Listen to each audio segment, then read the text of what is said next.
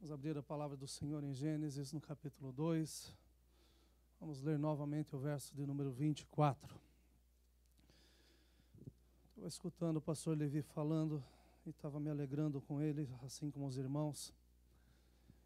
Mas eu estava pensando na alegria que eles sentiram quando saíram dessa casa. Ao verem que quando Jesus chega na casa, ele tem salvação para todos.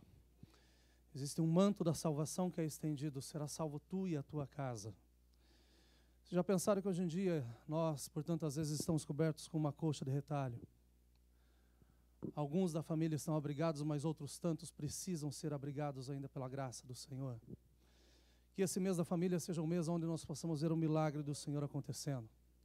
Que nós possamos ver nossos irmãos, irmãs, pais, mães, sobrinhos, chegando-se aos pés do Senhor Jesus Cristo e reconhecendo que Ele é o único caminho. O desejo do nosso coração com esse mês é que as nossas famílias sejam edificadas para a glória do Senhor. Gênesis 2, 24, que foi o mesmo texto que nós lemos a semana passada, diz assim: portanto, deixará o varão o seu pai e a sua mãe, e apegar-se-á à sua mulher, e serão ambos uma só carne. Deus, nós oramos, Senhor, agradecidos porque o Teu Espírito está aqui.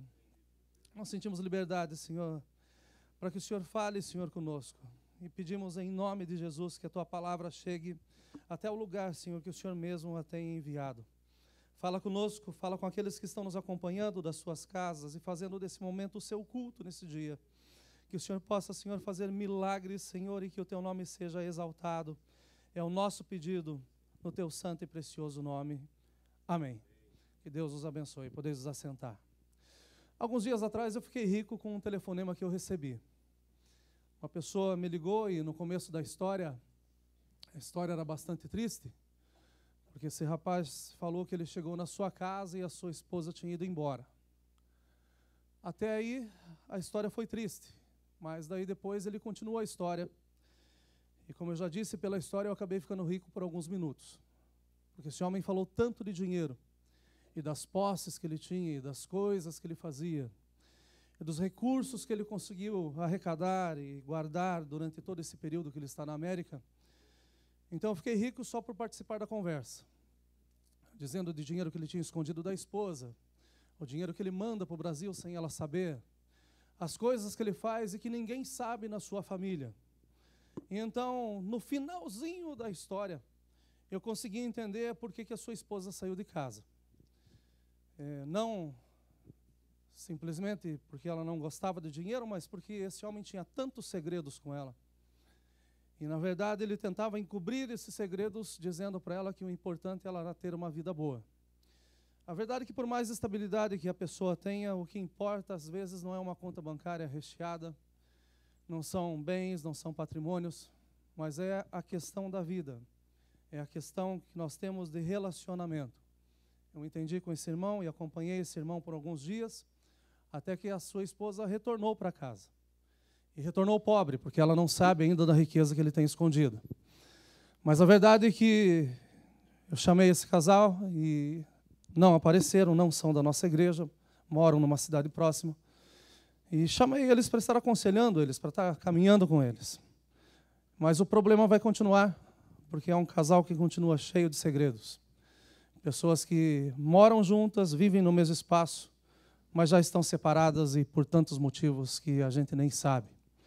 A verdade é essa, meus irmãos, que o texto que nós lemos fala que nós deixamos de ser dois e que nós nos tornamos uma só carne. E a inquietação do meu coração desses dias está sendo essa. Casais que estão separados sem nunca terem assinado nenhum documento de divórcio. Casais que vivem no mesmo ambiente, mas que nunca, na realidade, se casaram. A questão é que quando nós adoecemos, por muitas vezes o médico peça que seja feito um raio-x para poder localizar e para identificar o problema que a gente está enfrentando. Hoje todos nós somos doutores e essa é a nossa dinâmica na palavra do Senhor. E eu sei que essa palavra vai nos edificar, porque ela está falando comigo já há alguns dias. E o paciente aqui em questão é a família. A base bíblica para a família, todos sabem que é o casamento. Mas eu fui fazer um raio-x bem prático com relação à família no nosso amigo Google, ou no santo Google, que fala de tudo e de todos e ninguém sabe a origem daquilo que ele está falando. Mas nesse raio-x foi constatado que os 10 maiores sintomas da doença chamada divórcio são, em primeiro lugar, a infidelidade. Em segundo lugar, dinheiro. E não é só a falta, mas é também o excesso, ou também a mentira. Porque alguns, como esse homem que eu falei no começo, escondem ou nunca tiveram, sonham em ter. Terceiro lugar, é a falta de comunicação.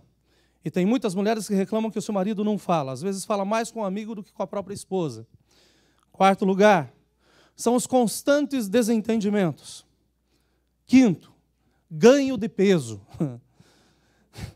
Eu estou numa dieta, meus irmãos, para não perder o meu casamento. Sexto, as expectativas frustradas. Sétimo, falta de intimidade. Oitavo, falta de igualdade de direitos. Nono, despreparo para o casamento. E o 10º lugar, que para alguns é o primeiro, são os abusos físicos ou emocionais. É uma lista bastante interessante, mas é o quadro que o mundo mesmo está colocando, dizendo esta é a realidade que acontece hoje com relação às famílias. Nós terminamos a semana passada, e para aqueles que estiveram no culto, ou para aqueles que acompanharam o culto das suas casas ou do seu trabalho, nós oramos no final pedindo a Deus resiliência, pedindo a Deus para nós, como homens, que Ele nos capacite a vencermos as dificuldades que são propostas. E nós vimos que, como homens, nós somos chamados para ser os sacerdotes da casa, para nós sermos a cabeça da casa. E nós oramos, e todos em união oraram, dizendo assim, Deus, nós queremos ser a diferença e não mais um dado na estatística que existe, onde os casamentos mais acabam do que começam. Eu passei essa semana lendo artigos e pesquisando um pouco mais sobre família, e achei interessante como o mundo está banalizando a família, através da visão e através da dissolução da mesma. No Brasil, você pode casar, ou você pode viver simplesmente junto em um regime de união estável, onde os requerentes podem morar juntos ou em domicílios diversos, ou seja, você não precisa mais casar. A sua união pode ser estável e você tira uma licença para essa união estável. E eu achei bastante interessante isso, porque há algum tempo atrás, uma das nossas sobrinhas teve que ir na corte para se separar do namorado. E na minha cabeça eu fico pensando, como isso? Para que isso? Mas a verdade é que o país está dando essa opção. Você não casa, você tem uma união estável. Em segundo lugar, o mundo está dando a facilidade da dissolução da família, a dissolução do casamento. O casamento é a base para a família. E se nós pensarmos aqui na América, um casamento não sai por menos de $10.000. E $10.000 é para ter um casamento daqueles muito simples, bem tranquilo, vestido não muito caro, coisas bem regradas, porque as coisas são caras. Mas para você desfazer a sua família, até mesmo pela internet, custa $139. Os custos legais para você acabar com aquilo que você sonhou tanto, que você preparou tanto, que você esperou tanto, está sendo completamente banalizado, porque é mais fácil você desfazer do que você fazer. Parece que não existe mais um consenso. Nós falamos a semana passada sobre o pacto que nós fazemos diante de Deus, quando nós assumimos o nosso cônjuge, dizendo, olha, até que a morte nos separe. E esse pacto tem um peso e deve ser gravado em nossos corações, a ponto de não ser deixado de lado em hipótese alguma e nunca. Mas ainda observando o raio-x da família, essa mesma lei no Brasil que determina o status da sua união afirma que casamento é um contrato entre duas pessoas tradicionalmente com o objetivo de constituir uma família. Ou seja, casamento é só um contrato. E a definição exata varia historicamente entre as culturas. Mas até há pouco tempo atrás, na maioria dos países, era uma união socialmente sancionada entre um homem e uma mulher. Hoje já existe uma variação muito grande. E é interessante que você tenha uma olhada depois no que a lei no Brasil diz com relação ao casamento. As multiformas de casamento que são reconhecidas no dia de hoje. É uma reunião, para nós, ela é sancionada entre um homem e uma mulher, com ou sem filhos. E daí ela é baseada mediante uma comunhão de vida e de bens. Ou seja, nós nos casamos e nós estamos prometendo a nossa vida e juntamente com ela o que nós temos, o que nós somos. Mas é engraçado porque até naquilo que é sério, o mundo consegue colocar um parênteses, ou consegue colocar uma lei. E existe uma lei que diz que dentro desse contrato civil nós encontramos regimes de bens. Ou seja, você entrega a sua vida, mas você entrega dentro de um regime. E esse regime pode ser de comunhão universal ou total de bens. Você se casa por inteiro, você se entrega corpo, alma, espírito e a conta bancária. E os documentos que estão no registro do cartório. Você entrega toda a tua herança, tudo aquilo que você tem, e não é só mais teu, mas faz parte da pessoa na qual você está contraindo as suas núpcias. Um cliente meu, alguns meses atrás, ou melhor, 2 meses atrás, casou, depois de ter uma vida de 10 anos praticamente com a mesma pessoa, mas para que ele casasse, ele fez que nos próximos 10 anos, se ele morrer, alguma coisa acontecer, nada fica para ela. Continua sendo tudo dele. A questão é que esse homem já está com 65 e a moça tem 32. Quem que vai morrer primeiro? Mas então eu condiciono o meu casamento. Nós vamos fazer isso daí baseado em alguma coisa. Eu entendo no casamento onde nós nos entregamos 100%. Onde nós nos colocamos diante de Deus e olha, tudo que eu tenho, que não era muito, tudo que eu sou, que talvez não seja nada, mas tudo que você merece, tudo que eu posso te oferecer é teu, com os laços eternos do sagrado casamento. Existe um segundo tipo dessa comunhão que pode ser feita. É a comunhão parcial de bens, onde você casa, mas aquilo que você adquiriu antes de se casar é só teu. O cônjuge não coloca a mão. O que render dali para frente, tudo bem. Aí a gente divide se alguma coisa der errado. Tem a separação absoluta ou total de bens. Né? Nós nos casamos, mas existe uma separação entre nós. Alguma coisa que eu fiz ou que eu faço continua sendo só meu. Tem outro tipo também que é interessante, que é a participação final dos aquestos. Ou seja, depois que você casou, aquilo que vocês adquiriram juntos, no final da história você coloca em cima da mesa e daí vocês decidem. Metade é teu, metade é meu. Eu pergunto como que a gente sai de uma história dessa, sendo que a Bíblia diz que aquilo que uniu Deus não separa o homem. E como que a gente consegue separar quando nós esperamos 20, 30 anos? Como que nós vamos devolver a filha para o pai? Ou o filho ser devolvido para a mãe? Porque nós já mudamos bastante, já crescemos, perdemos cabelo, ganhamos barriga, temos rugas. A história já mudou bastante, então nós não conseguimos entregar da forma como nós recebemos. Gravem bem comigo, e é nesse ponto que eu quero tocar hoje. Quando nós olhamos esse estado, esses regimes de casamento, nós começamos a olhar que por muitas vezes cristãos se entregaram na forma comum, que é a forma universal, total de bens, dizendo tudo que eu tenho, tudo que eu sou, tudo que eu vou ter, tudo aquilo que nós vamos conseguir, ele pertence a nós dois. Ou seja, nós estamos 100% em comunhão. E a bênção de Deus está aí, quando nós casamos de corpo, alma, espírito e também de conta bancária. A questão maior é porque cristãos hoje em dia pensam que a conta bancária é algo que deve ser colocado de lado. Que aquilo que se adquire deve ser colocado também de lado e a forma como se cuida também deve ser colocada de lado. Quando nós observamos de perto o quadro que se apresenta, essas normas que se apresentam no casamento, nós podemos constatar o problema. E por muitas vezes nós nos alegramos com o problema dos outros e não o nosso. Essas revistas que nós vemos principalmente na frente, normalmente tem no corredor do caixa do mercado, onde está lá o divórcio do famoso, que vai dividir 300 milhões de dólares, 100 milhões de dólares, 50 milhões de dólares, esse está quebrado. Mas é aquelas fortunas que a gente nem imagina o que são. Mas está lá dizendo assim, como que vai ser dividido, o que vai ser feito, como que vai ser feito. E daí, às vezes, a gente até ri, né? Porque brigar por causa de 300 milhões, dá 150, você vive com o resto tranquilo. Mas a verdade é que a gente ri, às vezes, com essas situações. Porque parece que é algo fora do normal, fora do natural. Mas tem gente que se mata por muito menos.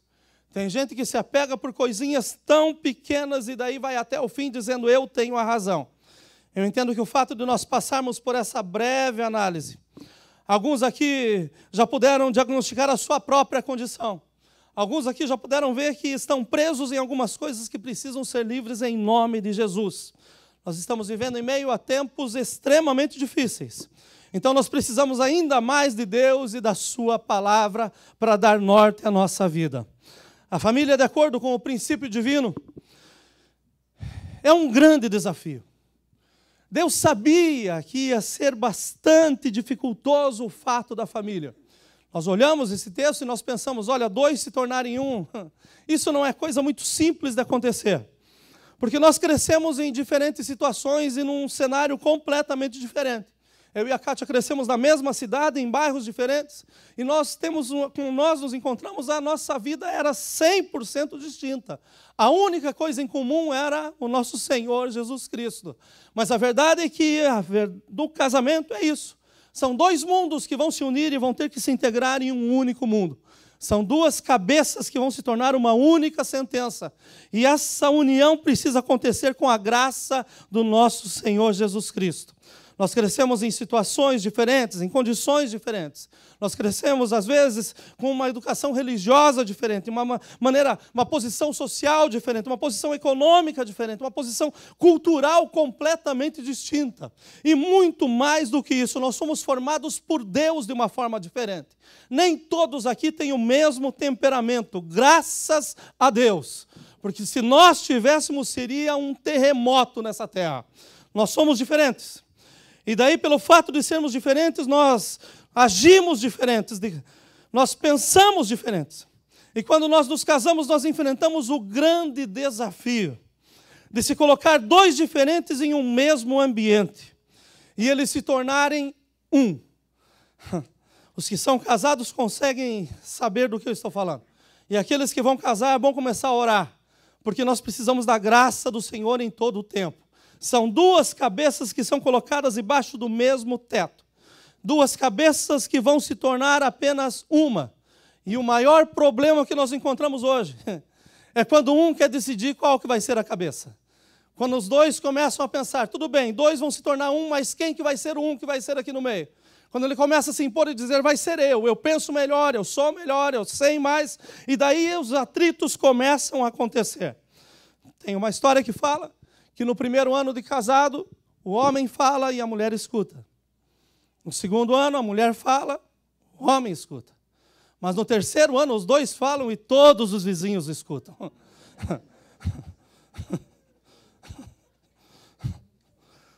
Segundo a palavra de Deus, Deus estabeleceu o homem como cabeça. Ele estabeleceu a mulher como adjutora e os filhos como herança. E qualquer alteração nessa ordem trará consequências terríveis. Pensem comigo, 2 engrenagens se ajustando. Se você coloca 2 engrenagens e se no meio dessa engrenagem não tiver óleo, em pouco tempo ou ela vai quebrar ou o desgaste vai fazer com que seja necessária uma peça nova. Nós precisamos, para que haja esse ajuste de 2 se tornarem um, o óleo do nosso doce Espírito Santo, que vem a cada dia fazer com que haja um ajuste, para que esse mecanismo chamado família seja realmente algo que Deus possa dizer, eu me agrado dessa família, eu sinto paz no meio dessa família. E algo para que nós possamos dizer também, dizendo, olha, eu e a minha casa, nós servimos ao Senhor. Esse ajuste é um ajuste que precisa ser feito entre 2. E todas as vezes que começa a se colocar um terceiro no meio, pode saber que a engrenagem quebra. Todas as vezes que tenta se colocar o filho no meio para fazer com que a engrenagem tente andar melhor, não vai funcionar. Pessoas colocam os filhos para ser um intermédio entre o seu relacionamento com o esposo, ou às vezes colocam o seu filho como um resgate no meio do relacionamento. Eu acordei de mal de você hoje, Jadson, então você não vai falar com os filhos o dia inteiro. É esse talvez o que esteja acontecendo. Né? Casais que têm algum problema e daí falam assim, eu vou usar o meu filho para tocar no meu cônjuge hoje. Eu vou usar o meu filho para fazer com que ele sinta a necessidade, para que ele veja a diferença. Meus irmãos, segundo a palavra de Deus, o homem como cabeça, a mulher como ajudadora, como coerdeira ao seu lado e os seus filhos como herança. Mas a base é a palavra de Deus e a cobertura dessa união, a mão poderosa de um Deus que todas as coisas conhecem. Não existe outra forma. É por causa desses ajustes que tentam se fazer. De tentar colocar alguma coisa no meio desse mecanismo que faz com que a situação se torne mais difícil, o ajuste então se torne ainda mais difícil. Porque cada um dos cônjuges tem o seu gosto. Cada um aprendeu a agir de uma forma. Cada um reage de uma forma. Cada um pensa de uma forma. Cada um administra de uma forma. E se os casais não estiverem ajustados, o divórcio é só o cumprimento, porque a separação já existe. Se não estiver ajustado, já existe a separação. A questão é que a igreja não vê, a sociedade não sabe, mas os olhos de Deus estão em todos os lugares. Pessoas que vivem no mesmo teto, cercados das mesmas pessoas, e nada mais são do que roommates. Dividem as suas despesas. Final do mês fazem os seus encontros de contas. Está aqui a metade do aluguel, está aqui a metade da luz, está aqui a metade de tudo. Mas daí querem conviver como se fossem casais, como se fossem família. Lembre-se do que o Senhor Jesus disse: um reino dividido não prosperará. Um reino dividido não vai muito longe. Uma família forte, feliz e cheia de sucesso, sem dúvida é formada por um casal forte, feliz e cheio de sucesso. E para que exista esse sucesso entre os casais, é necessário, como eu já disse, a presença do doce Espírito Santo. E isso é o resultado de um planejamento cuidadoso, de muita dedicação, de esforço, de determinação. Estabelecer um relacionamento duradouro envolve ajuste entre os cônjuges e a incorporação dos princípios divinos diários na vida do casal. Deus está ali ao nosso lado e não no nosso meio. E quando Deus está ao nosso redor, meus irmãos, com certeza nós vamos ter sucesso. A vida a dois sem Cristo, ela é completamente fútil.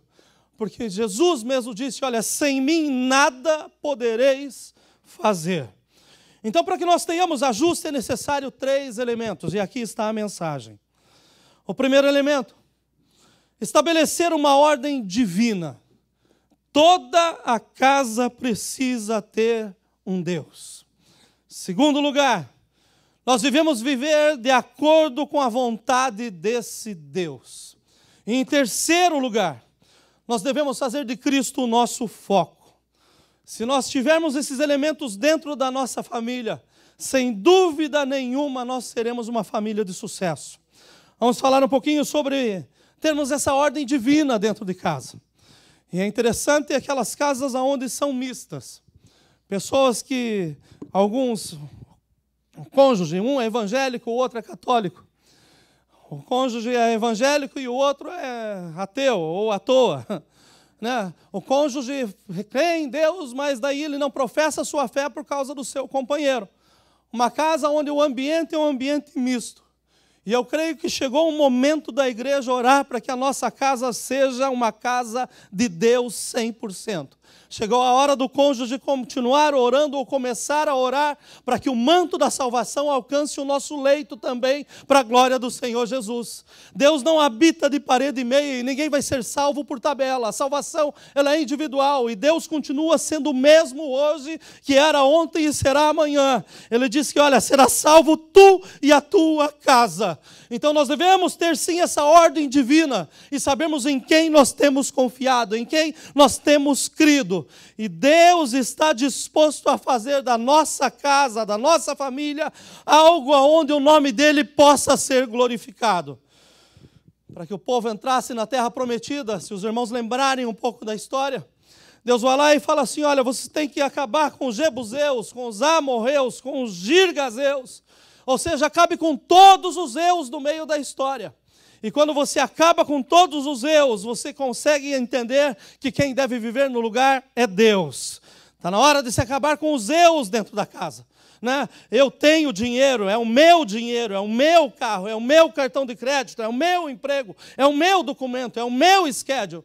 Tudo eu. A verdade tem que mudar dentro da nossa casa e entender que tudo que temos, que somos, que passamos, provém do alto, é dom de Deus, é o cuidado do Senhor para com as nossas vidas. Eu não tenho nada, mas eu sei que eu sirvo a um Deus que tem tudo e nele eu posso tudo para a glória do seu santo nome. Essa história do eu que precisa morrer, e precisa morrer mesmo para que se haja dentro de casa uma ordem divina. Olha, faça o que eu mando, mas não faça o que eu faço. Faça aquilo que eu digo, mas e quem que você se espelhou para dizer o que você está falando? E se não for Deus, meus irmãos, o caminho é um buraco certo. 1 Coríntios 11:3 diz que a cabeça do homem é Cristo, e o homem é a cabeça da mulher, e Deus é a cabeça de Cristo. Se queremos uma casa edificada em Deus, temos que reconhecer esse único caminho. Um homem revestido da ordem divina, ele é cheio de responsabilidade. Quando chega a Deus, a história muda. Nós precisamos de Deus no meio da nossa família. E a prioridade em Deus vai fazer com que as nossas famílias sejam diferenciadas. É interessante quando a prioridade não é Deus, mas a prioridade é a escola dos filhos, a prioridade são os afazeres dos filhos, a prioridade é aquilo que a família pode estar desfrutando. Mas quando a prioridade é entendida, que é reconhecer uma ordem divina dentro de casa, reconhecer quem é Deus nos menores detalhes, então a nossa vida começa a ser diferente. Um homem revestido da ordem é cheio de responsabilidade. Mas uma mulher também que é revestida da ordem divina, ela entende que Deus deu a ela o privilégio de escolher submeter-se a seu marido, da mesma forma que Cristo voluntariamente se entregou à igreja e se submeteu à ordem do seu Pai. A Bíblia diz que ele deixou o seu esplendor e a sua glória para vir à terra, para lutar por um povo que seria seu. E esse povo somos nós, e nós temos dono, e precisamos viver de acordo com a vontade desse Deus. Em segundo lugar, depois que nós reconhecemos essa ordem divina, que nós reconhecemos que Deus, Ele é o Senhor da nossa casa, nós precisamos entender a vontade divina. E qual é a vontade divina para a família, pastor? Porque existem tantas coisas que são faladas. 10 caminhos para se chegar ao sucesso. 20 degraus para você chegar ao topo da felicidade. 7 dias de oração para que você receba uma resposta. Os caminhos são tantos, mas a resposta é só uma. A relação entre um homem e uma mulher pode ser perfeita a ponto de que 2 se tornem um. É o texto que nós lemos. Nós podemos entender que é essa a vontade de Deus. Que não exista 2 mundos embaixo de um único teto, mas que exista um único mundo onde Deus seja o centro e a sua vontade seja cumprida. Nós precisamos fazer um raio-x do nosso casamento, ou do nosso relacionamento. E quando nós fazemos esse raio-x, nós vamos ver se nós encontramos 2 ou 1. Nós sabemos se nós estamos unidos ou se nós continuamos separados, vivendo debaixo do mesmo teto. Em terceiro lugar, nós precisamos fazer de Cristo o nosso foco. Tem pessoas que não sabem aonde estão e tampouco aonde vão chegar. Mas nós precisamos ter o nosso Cristo diante dos nossos olhos em todo o tempo. É para Ele que nós estamos caminhando. Como cristãos, nós não podemos basear a nossa vida, o nosso casamento, a nossa família, na cultura, na tradição, ou principalmente nos costumes. Isso vai nos desapontar sem dúvida nenhuma, porque tudo isso começa e tem base no homem. Mas para termos unidade a ponto de vencermos, nós precisamos da sabedoria e direção do nosso Senhor Jesus Cristo. Se nós tivermos isso em mente, seguramente nós vamos ser felizes. Precisamos entender então, se o Senhor não edificar a casa, em vão trabalham os que nela edificam. E isso é ter Cristo em foco. Não é o patrão que me dá trabalho, não é o fato de eu ter muito trabalho, não é o fato de eu ser o que ganha mais na igreja ou o que ganha mais no bairro, ter a melhor casa, ter o melhor carro. Não é isso que vai fazer a diferença. O que faz a diferença é saber se o Senhor está ou não edificando a casa. E como pode Deus edificar a casa se a casa tiver com 2 pensamentos? Se a casa tiver 2 rumos, se a casa tiver 2 destinos, como foi o caso que eu falei da história que aconteceu com esse irmão que, infelizmente, tinha tantas coisas escondidas, mas ele não sabia que Deus tem os seus olhos em todas as coisas. Segundo lugar, para que nós venhamos a colocar Cristo como nosso foco, nós precisamos entender que um casal que ora unido, ele permanece unido. E nós precisamos voltar à oração como casais e como família. Essa história de que eu orei enquanto você dormia, eu orei enquanto você estava, tudo isso é bom, mas é bom quando dois conseguem orar juntos por um único propósito. Não há céu, não há inferno que possa resistir uma oração feita diante do Senhor, porque Ele tem os seus braços abertos para nos abençoar. Quando dois se unirem na terra, o Senhor responde no céu. A minha pergunta, às vezes, aos homens tem sido esta. Porque tem homem que não gosta de orar perto da esposa. Não, eu fecho a porta do meu quarto e lá eu oro em secreto. Quanto segredo nós temos que a esposa não pode ouvir? Por que nós não podemos orar juntamente com as nossas esposas? Assim que nós casamos, nós tínhamos 2 quartos no apartamento que morávamos e um quarto era o nosso quarto de oração. Chegávamos do trabalho à tarde e tínhamos um período onde nós pedimos a presença de Deus o tempo todo. E falamos, Deus usa a nossa vida como testemunho, usa-nos como exemplo. Deus faz, Deus trabalha em nós, usa as nossas vidas. E muito daquilo que nós vemos sendo realizado hoje foi semente de oração feita há anos atrás. A verdade é que nós precisamos orar juntos uma vez mais. Precisamos chamar os nossos esposos a ponto de nós termos intimidade também no momento da oração. No momento em que nós abrimos o nosso coração diante do nosso Pai e nós declaramos a Ele aquilo que nós somos, o que precisamos, o que nós temos para oferecer. A oração pode muito em seus efeitos. E se queremos mudança dentro das nossas casas, é tempo de nós começarmos a orar unidos pela casa e pela família.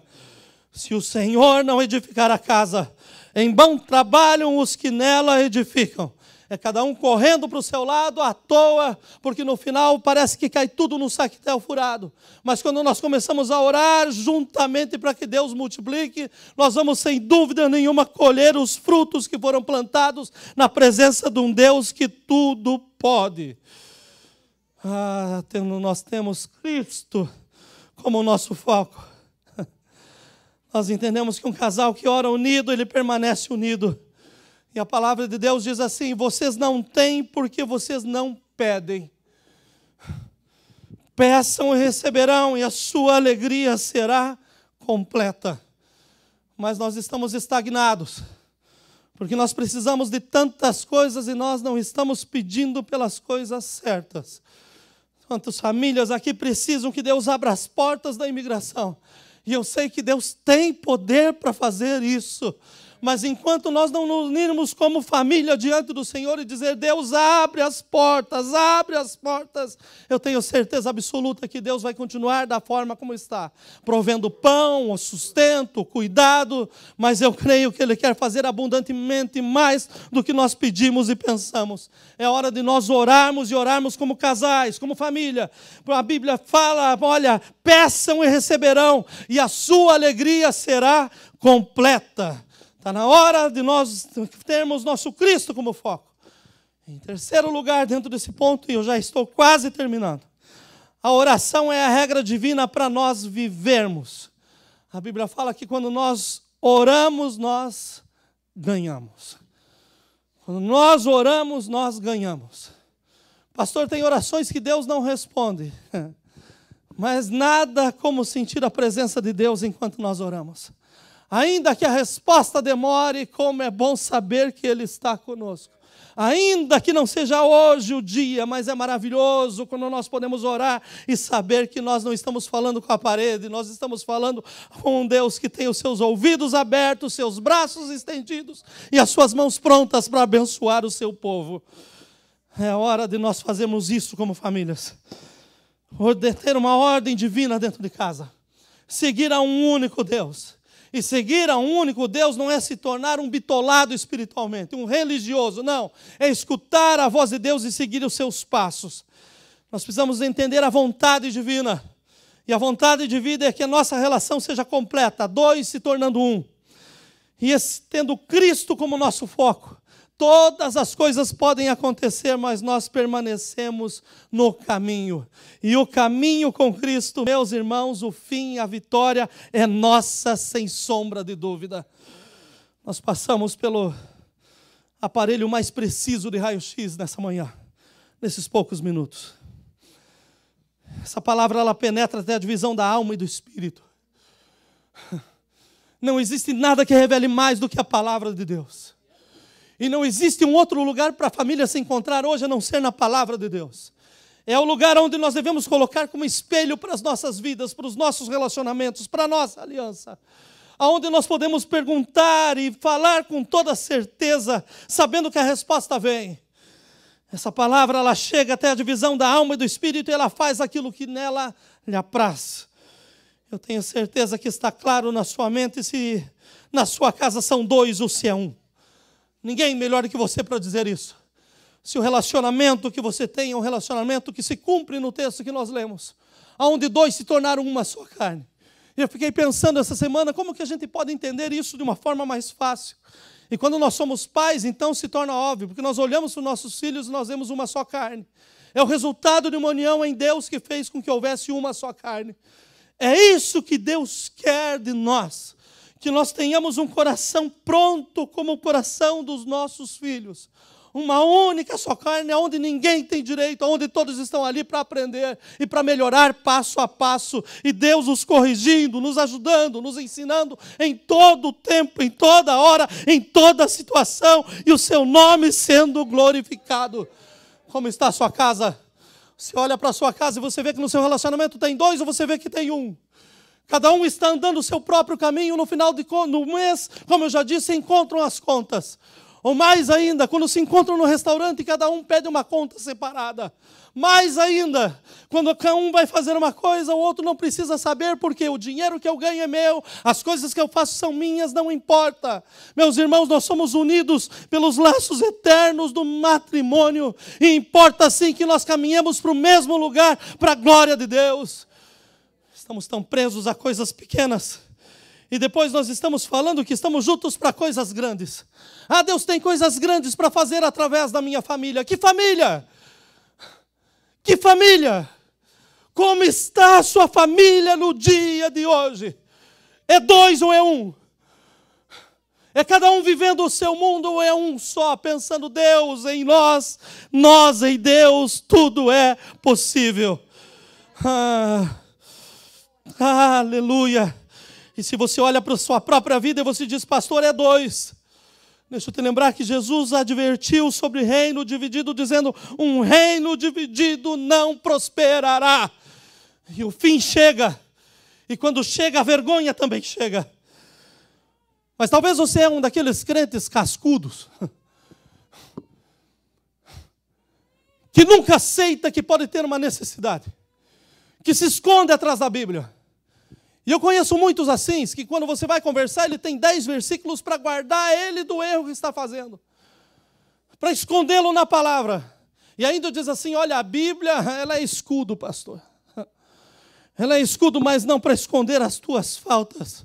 Ela é escudo para nos defender contra o inimigo, contra os dardos do inimigo. E não para te esconder contra a verdade do Senhor. Nós precisamos reconhecer que por muitas vezes nós pensamos que estamos bem e que nós somos um só. A minha casa é perfeita, meus filhos são perfeitos, está tudo colorido dentro de casa, está tudo bem dentro de casa.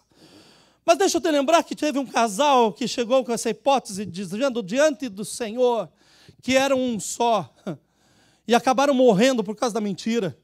Foi Ananias e Safira. Os 2 concordaram na mentira e foram na frente do apóstolo Pedro e chegaram, um chegou antes, outro um pouquinho depois, mas combinaram quem iam dizer e quando eles chegaram, eles esqueceram que o Espírito do Senhor sonda todas as coisas, que Ele sabe todas as coisas. Pastor, o que o senhor quer dizer com isso? Que todos nós temos um espaço no nosso relacionamento para sermos melhorados. Todos nós, por melhor que estejamos, Deus quer fazer e pode fazer abundantemente mais em nossas vidas. Todos nós podemos passar do 2 para 1, porque a palavra deles nos diz, e serão uma só carne. E isso significa a bênção de Deus sobre a união. Precisamos de casamentos à prova de bala, meus irmãos, hoje em dia. À prova de fogo. À prova de inveja. À prova de mentira. À prova de cultura. À prova de mundo. A prova de língua do próprio irmão que está do nosso lado. Nós precisamos de casamentos hoje em dia onde o nome do Senhor possa ser glorificado. E a única forma de termos esse casamento é reconhecendo que nós precisamos ser sinceros diante de Deus. Precisamos sim de mudança, precisamos da ajuda de Deus para que a engrenagem volte a correr da forma como corria, ou para que ela se ajuste definitivamente aonde Deus possa ser glorificado. Portanto, eu entrego a todos nós, inclusive a minha receita de Deus, que hoje nos é dada pelo Doutor Jesus Cristo que está aqui. Em primeiro lugar, o Senhor deve edificar a nossa casa, a ponto de nós sermos bem-aventurados. Em segundo lugar, oremos por e com os nossos cônjuges e famílias. Chegou o tempo de nós verdadeiramente sermos famílias de Deus. Em terceiro lugar, nós devemos guardar os nossos corações, porque os nossos corações dele procedem as saídas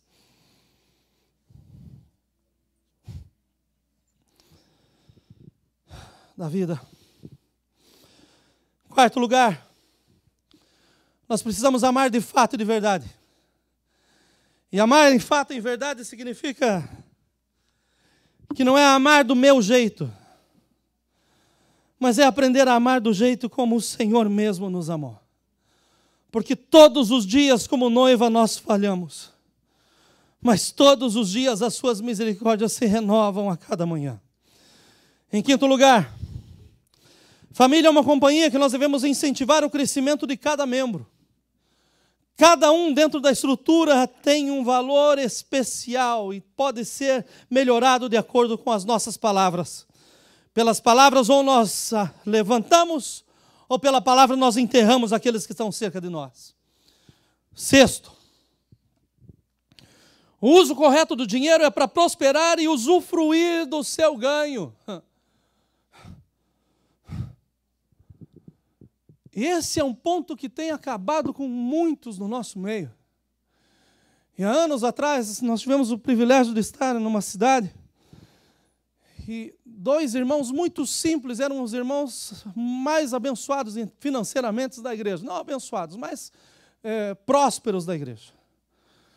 Nunca aprenderam a falar inglês, já aqui há muitos anos, mas trabalhavam em Nova York fazendo joias os dois. Muito bem de vida os dois. Mas o desejo em secreto da sua esposa, quando falava com a gente, é que um dia o seu marido a levasse para comer fora. Porque tudo que ganhava era para guardar para o futuro. Tudo que fazia era para amanhã. E daí a gente anda no meio de alguns irmãos aqui que estão até corcunda, porque o travesseiro está cheio de notas de 100. O colchão está abaulado porque estão guardando dinheiro embaixo da cama. Idolatram aquilo que conseguiram. Mas se esquece de quem está do seu lado, precisa, às vezes, só de um minuto de atenção. Esses dias um irmão falou comigo, falou, pastor, as coisas em casa estão tão ruins. Eu falei, posso te ajudar a melhorar? Ele falou, pode, eu preciso. Eu falei, leva tua esposa para jantar um dia. Deixa teus filhos com alguém, paga para cuidar. Ele falou, o senhor está louco? Eu falei, não. Tira uma noite para você cuidar da sua esposa.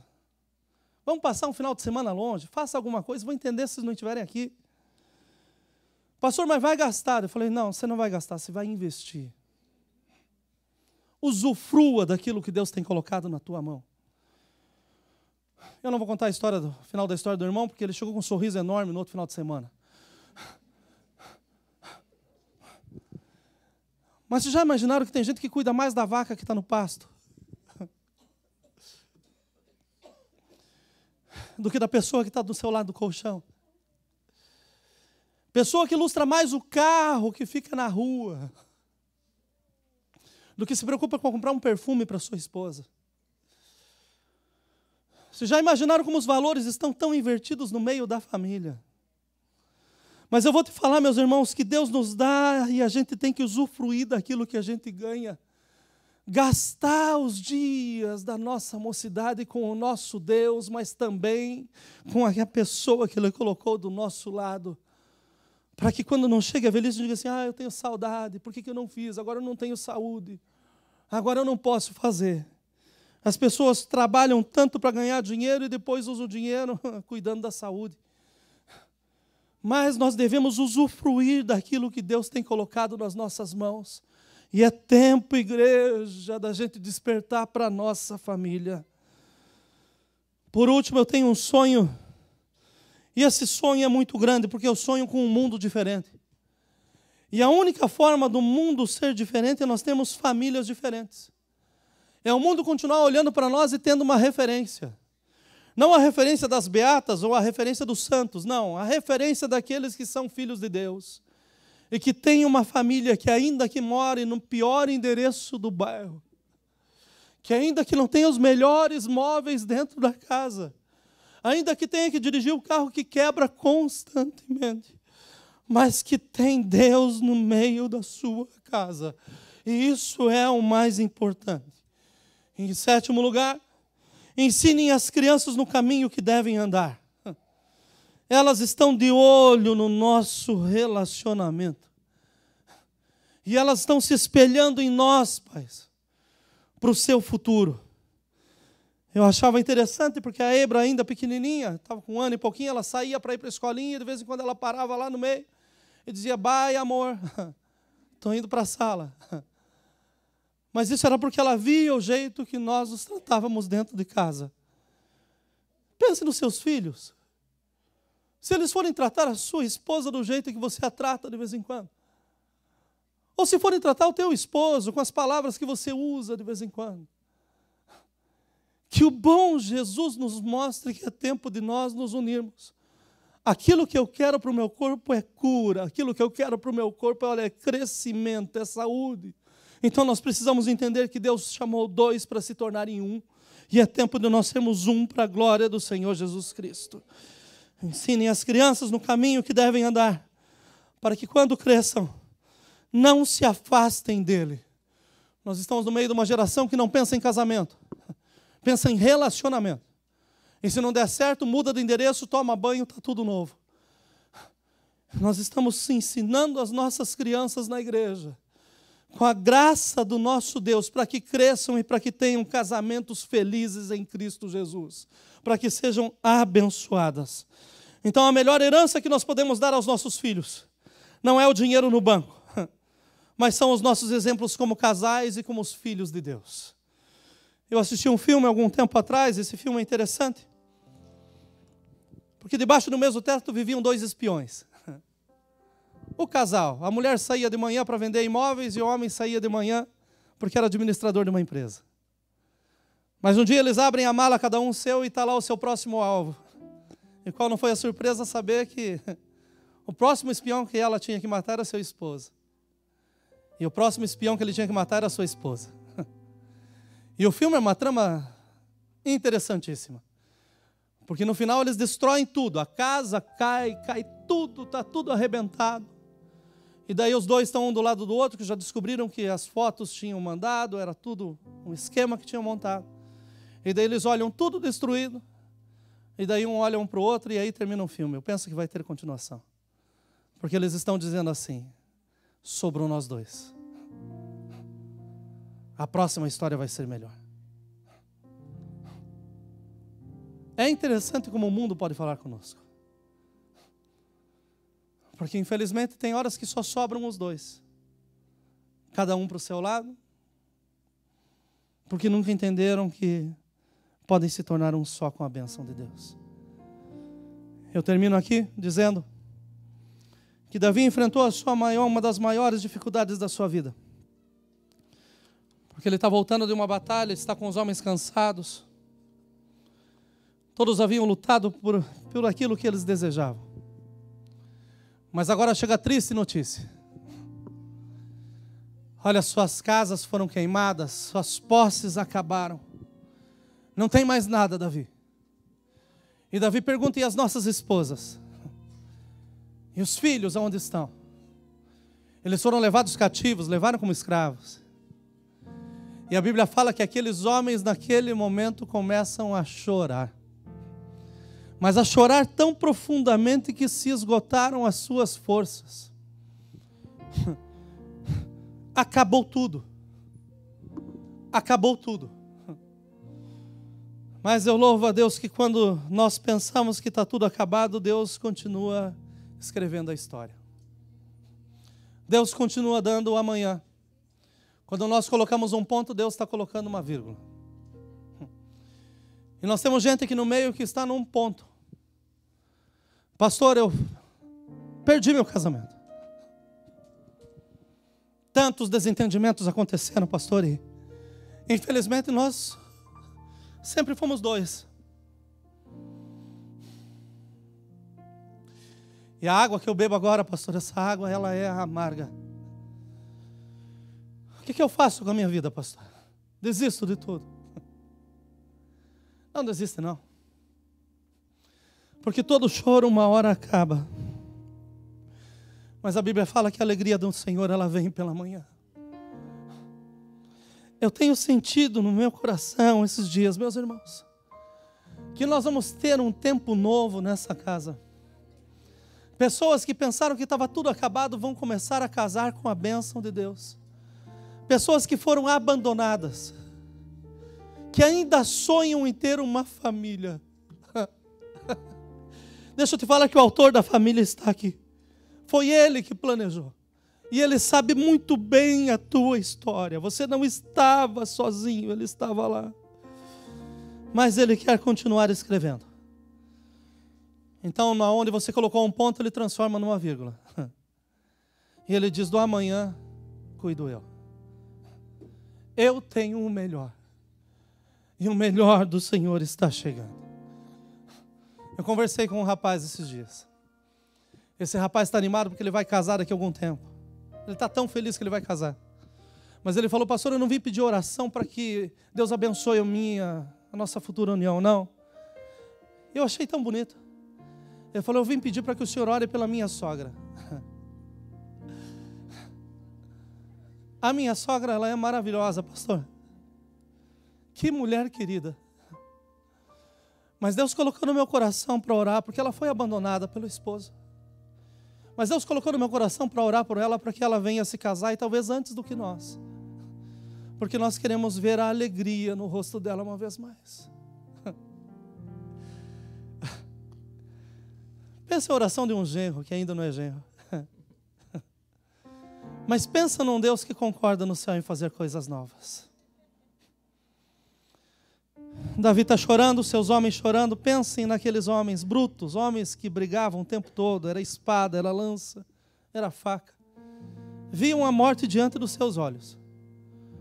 Mas agora no meio das lágrimas não enxergam mais nada. Mas o nosso Deus traz uma palavra para eles.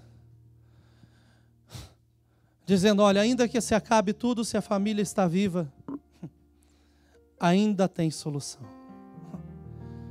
Recuperem as forças e lutem por aquilo que o Senhor confiou nas suas mãos. A mensagem do Senhor para nós é essa, não é tempo para desfalecermos. É tempo para nós nos levantarmos como um só homem. E assim foi como o exército de Davi se levantou. Eles foram para recuperar aquilo que era deles. Eu vou trazer para casa minha esposa, vou trazer para casa meus filhos. E isso exige dedicação e esforço. É hora, meus irmãos, de nós lutarmos pela família que nós sonhamos em Deus. É hora de nós colocarmos diante de Deus o nosso coração. E dizemos, Senhor, olha para nós como um só. E trabalha em nós como um só. Que não haja separação, que não haja divisão dentro do nosso lar, dentro do nosso relacionamento. Mas que o Senhor possa agir como pedra central, como base para um novo que vai começar a ser construído a partir de agora. Podemos orar?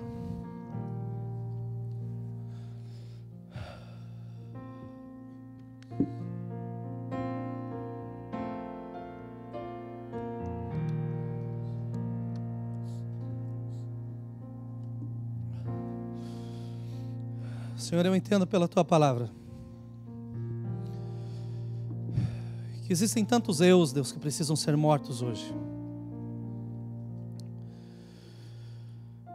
Tantas coisas que nós carregamos, Senhor, porque aprendemos. Mas que dentro do relacionamento, Senhor, isso nunca vai funcionar. Então, o que nós clamamos nessa manhã como igreja é que esses eus venham a morrer, Senhor. E que venha o Senhor a tomar vida, Senhor, nos nossos lares. Vem, Senhor, fazer a diferença, Senhor, que nós tanto precisamos. Que o doce Espírito seja esse óleo, Senhor. Que haja o ajuste entre essa engrenagem. Que aonde o Senhor pensava que existiam dois, Senhor, ou se sabia que existiam dois, que pela Tua palavra, Senhor, a cura tenha chegado. A restauração tenha chegado, Senhor. Que esses reinos, Deus, que estavam divididos, sejam, Senhor, unificados agora, em nome de Jesus. E que eles sejam fortes, Deus, a ponto de estabelecer, Senhor, uma bandeira dizendo: o Senhor está conosco. Pai, eu oro, Senhor, por aqueles, Deus, que têm nos seus relacionamentos, Deus, estrutura suficiente, Senhor, e que hoje são exemplos, Senhor, para muitos. Eu peço, Senhor, a liberdade, Senhor, dada por Ti e pelo Teu Espírito, para que a luz desses casais, Senhor, venha a brilhar no nosso meio.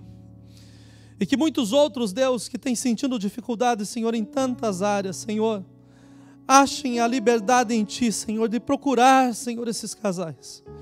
E de crescerem, Senhor, segundo os Seus conselhos e ensinamentos. Nós oramos, Senhor, por uma igreja forte. E para isso, Senhor, nós precisamos de famílias fortes. Então, Senhor, trabalha, Senhor, no nosso meio.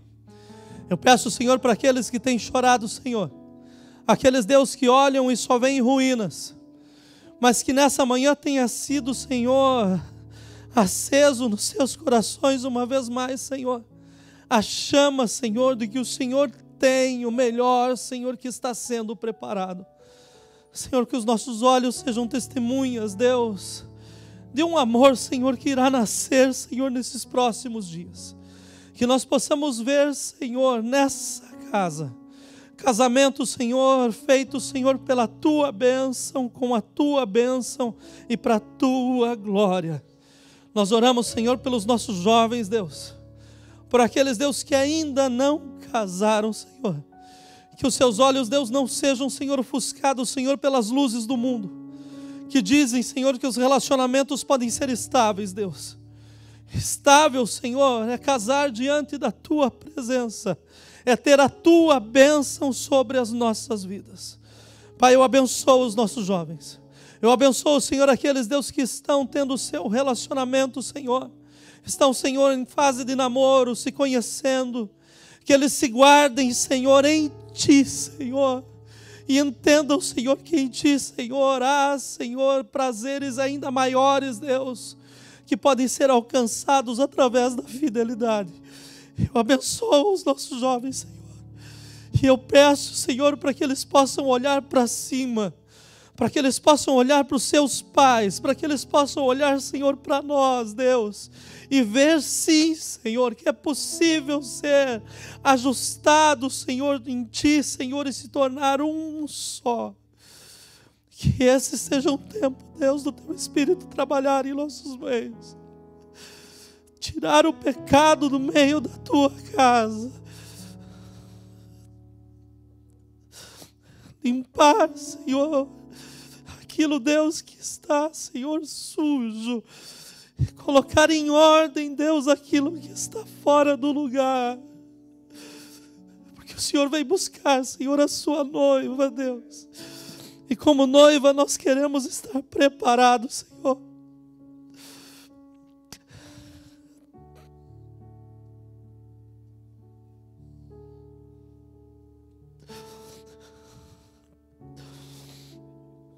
Cura-nos, Senhor.